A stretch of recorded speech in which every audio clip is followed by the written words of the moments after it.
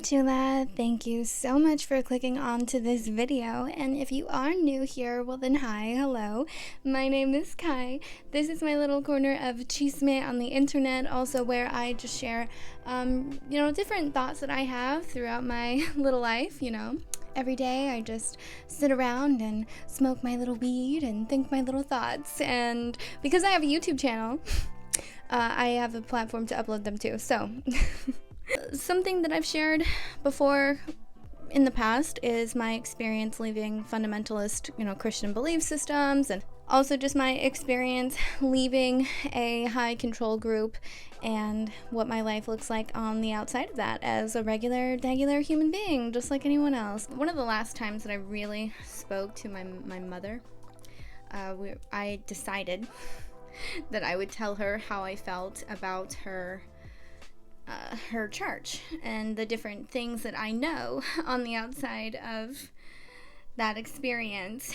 And in my mind, I guess, I thought that would always be earth-shattering, it would change the dynamic of our whole relationship if I was truthful with her about the way I felt and the things that I knew.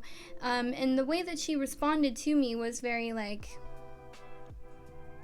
yes, and almost like I was the one with the problem. Like I said, in my mind, I thought that moment would just mean so much more or have so much more weight, and the anxiety that I experienced while I was trying to find the words to tell her, I had to type out in my notes app exactly what I wanted to tell her, because I was so afraid that I wouldn't be able to talk as soon as she got on the phone. And so to get this so casual, almost cavalier response was disturbing to me. Made me feel like I wasn't really sure what I was doing. She just treated me like I was speaking nonsense to her or something. I finally told her all this stuff that I've been thinking and that I've had inside of me, wanting desperately to tell them for years, tell my parents.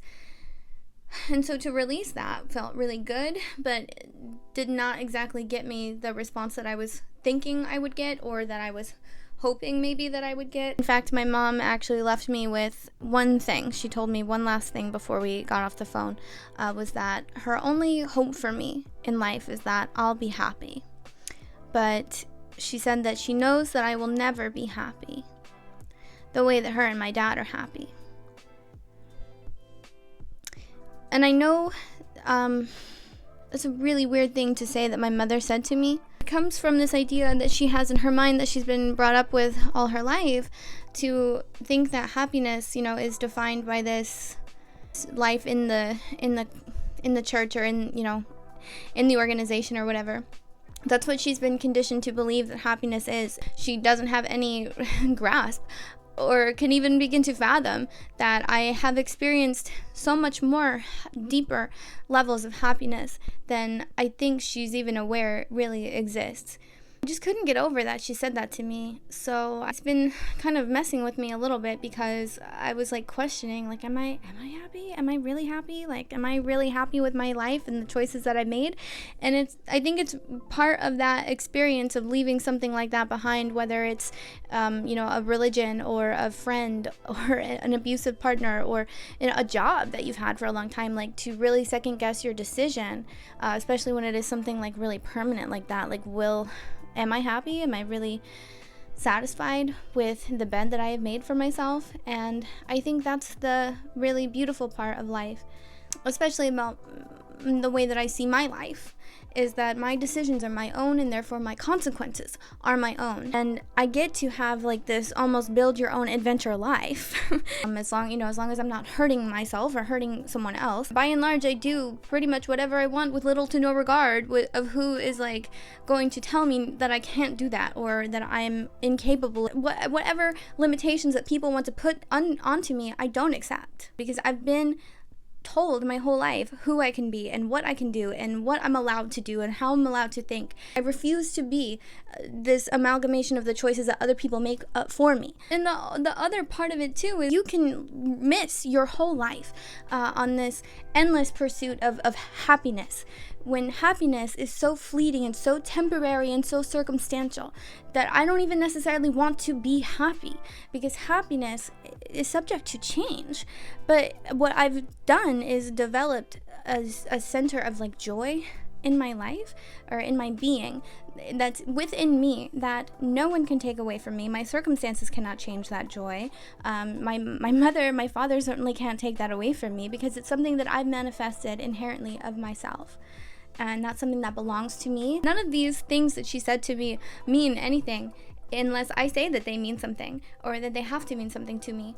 And that's really what I've been trying to do with a lot of the things that my parents have said to me, or the things that their church says about people like me who leave, who have different opinions, is that none of that has to actually define me unless I choose to allow it to, and instead of the person that I know who I am on the inside. The scary part is that someday I'm gonna be in a place in my life where I want my family, where I need my family maybe. And I would just really worry that they wouldn't actually be there for me, because of like this difference that we have. And I think that anxiety sort of translates a lot into how I view my relationships with other people. Like these core relationships that I've had, or that I was supposed to have in my life, I feel like I was failed, or like I'm just missing something. Like I wasn't fully supported, or fully like, there's no healthy attachment there. So I found it, difficult in my later life now to have like those healthy attachments to people, or to actually have trust with people, because I've just grown up to believe that people are going to leave me if I don't do the right things and say the right things. Everyone's love for me is completely conditional onto who I am, and if I'm not who they want me to be, then forget about having some sort of like sense of security or stability in a relationship. I believe like that my parents love me, and I believe that my mom really means it when she says that she wants me to find some molecule or some fraction of the happiness that she and my dad have had their whole lives. But she ultimately doesn't know, or doesn't see how it could be possible with the way that I choose to live my life outside of what I was told to believe, or how I was brought up to believe. And as much as that could be invalidating, especially coming from someone like your mother, I'm choosing to just let it be something awful that she said to me one time.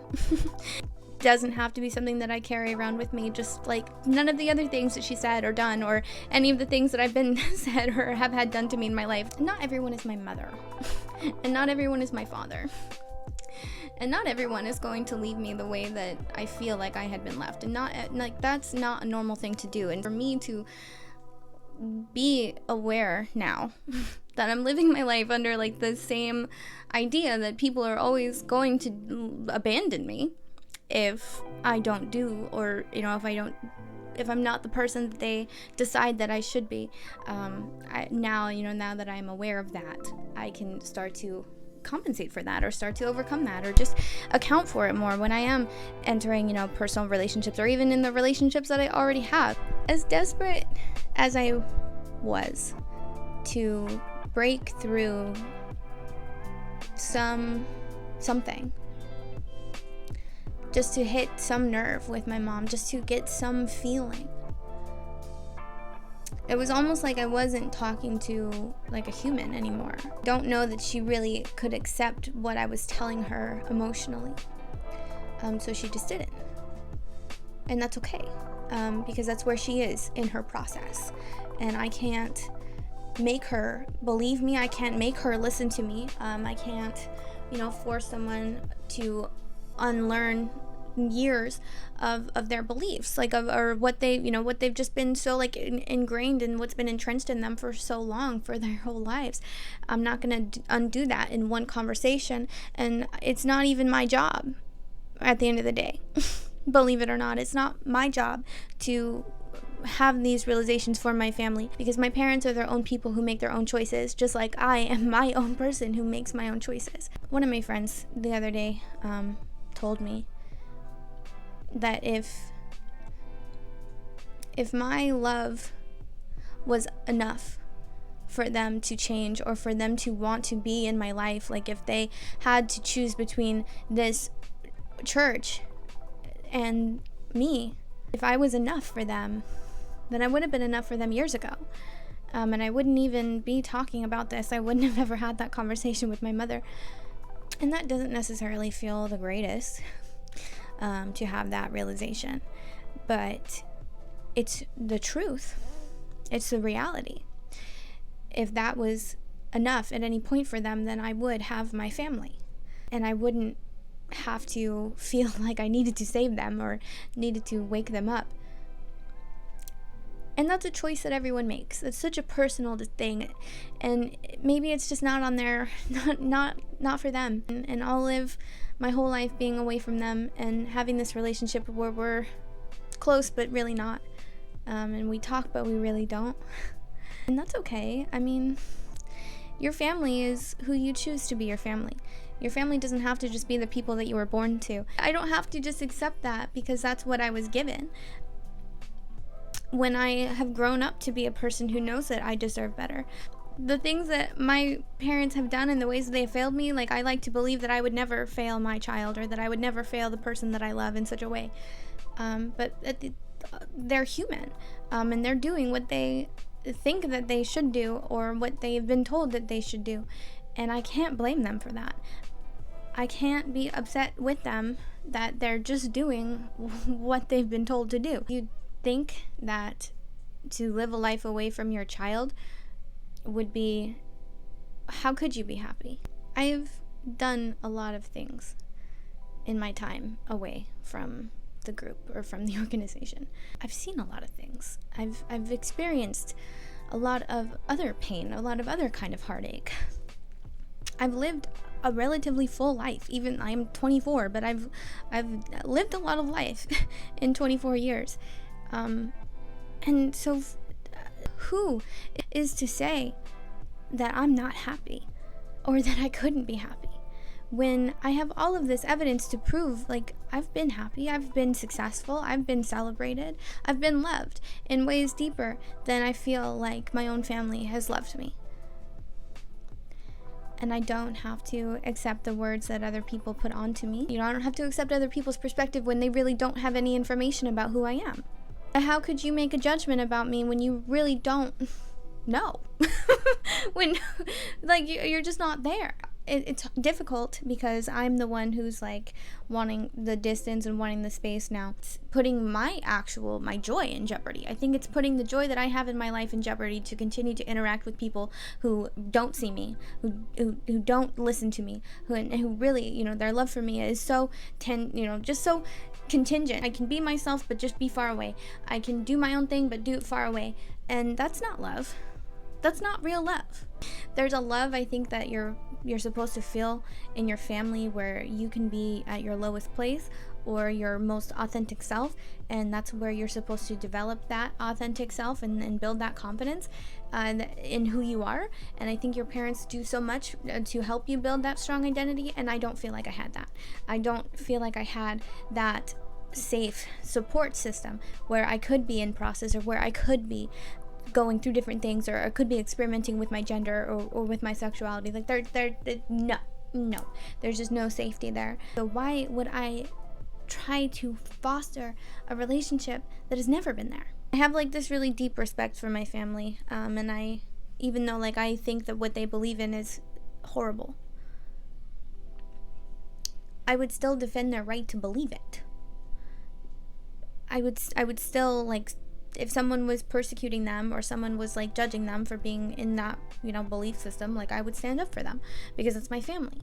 And even though, like, I have many issues with it, no one is going to tell my mom and my dad that they're not allowed to believe whatever they want to believe. Because I believe it's their right, and I believe that it's harmful for me, it just makes sense for me just to leave them alone. Just to not have any part of it anymore. Because it's not good for me. It's not good for me to just be consumed by it all the time, just for it to, like, take up as much space in my heart as it does. And maybe that's what I have to do to be happy right now, or to protect my own happiness right now. And if so, then that's okay, and I've been preparing my whole life to do that. It's okay to leave your family behind if you feel like they can't love you the way that you need to be loved or the way that you deserve to be loved. And I don't think that there's anything wrong with letting other people take those spaces, of letting other people fulfill those roles for you, and to maybe give you something that you've never experienced before, or something that you thought was going to be kept from you your whole life. And it's okay to like be in process with trust, and not to like trust right away. It's okay to be reserved, and it's okay to like have some boundaries and to have some shit that you need to work on. But I think that it's entirely another thing to just completely degrade and disregard someone else's happiness or someone else's lifestyle simply because it just doesn't make sense with what you think or what you have been told that happiness is. I don't know, maybe it's just the audacity for me, I don't know. The more that I reach out and the more that I like share publicly like the things that I go through, the more I realize that I'm not alone, and that there are so many people out there who know exactly what I'm talking about, maybe have not been in the same exact circumstance or the same exact situation, but they can relate in some way, and in that regard, we're able to make a community and to heal together, and maybe someone's already had some, already had some realization that they could share with you that puts you onto something else about yourself. And so I think that there is a lot of value in sharing where you are in your process, especially with something like leaving a high control group, because you just never know who's out there, who's like taking that first step into their journey, and what you might say like might just be the thing that helps them wake up or realize, that they do deserve better, or that they're not alone in a situation they feel incredibly isolated in. Just my thought. Just my opinion, and just my video. Yeah, so if you like this video, then please leave it a like, and if you like me, then you can subscribe to this channel, where I will be talking about whatever I want, whenever I want, because this is my channel, and that's what we do here, so subscribe! And as always, chulas, remember to drink your water, wash your face, and leave the bullshit behind, okay? Nothing else matters. Life is just too short, man. It's just, we're on this fucking rock for, what, like 60, 80 years? You might as well do it, do it the best that you can, be the best that you can, and live every single day like it's your absolute last. Thank you so much for watching this video, chulas, and I hope you have a wonderful, beautiful, amazing rest of your day. Bye, chulas.